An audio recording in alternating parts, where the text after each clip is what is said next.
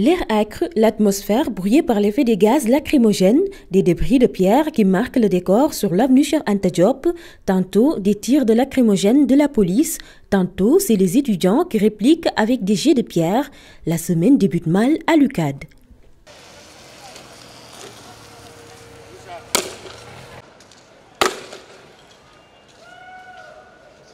Nous sommes les étudiants orientés dans les universités privées. Ce sont les étudiants que l'État a envoyés dans les institutions privées.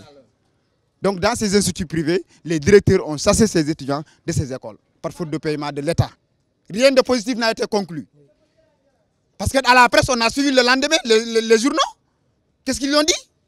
Rien de concret.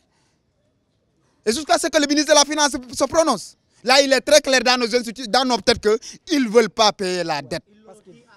Et pour ça aussi, nous allons prendre des mesures répressives. Vous voyez, aujourd'hui, nous sommes là depuis le matin. Depuis 7 h du matin, sur la route. Il n'y aura aucune circulation.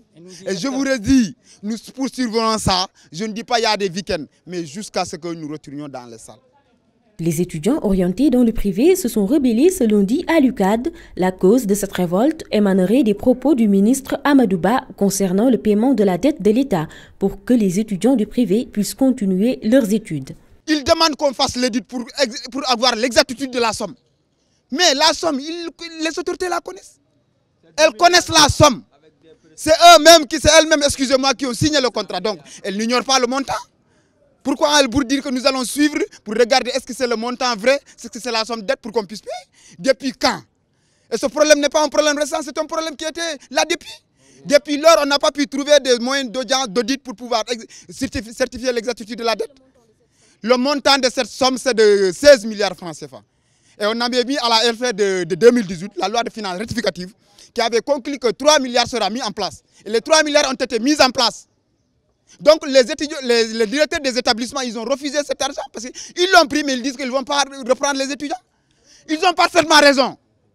Ils ont parfaitement raison. La première fois, c'était comme ça. Ils ont reçu de l'argent, on les a fait pagailler, après il y a une autre rupture.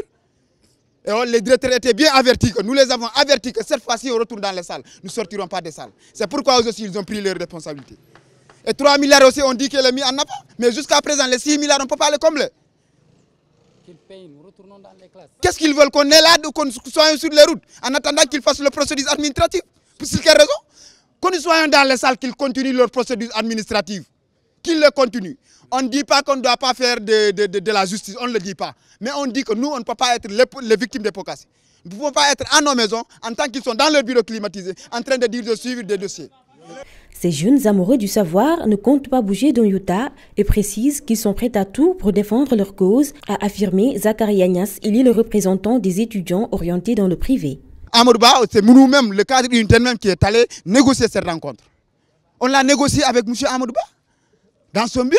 Personne ne fera une sortie pour m'en témoigner et pour m'en contredire. On l'avait proposé de trouver une audience, lui, en tant que ministère des Finances, parce qu'il a un rôle à jouer dans l'affaire, qu'il invite son homologue, son collègue M. Mary Teuw Niang, à discuter sur la question, à la présence des directeurs et nous, des étudiants. Ce sont l'ensemble des acteurs qui doivent régler cette question. Mais à votre grande surprise, la réunion a été tenue par le ministère de l'Enseignement supérieur, par le ministère de la Finance et par les directeurs. Ils ont exclu le cadre unitaire des étudiants de l'école. Pourtant, c'est le cadre unitaire qui a trouvé cette audience. Parce que le cadre unitaire est un cadre de rénovation. C'est un cadre de rénovation. Ainsi, ils interpellent directement le président de la République pour qu'il trouve une solution et sollicitent une audience.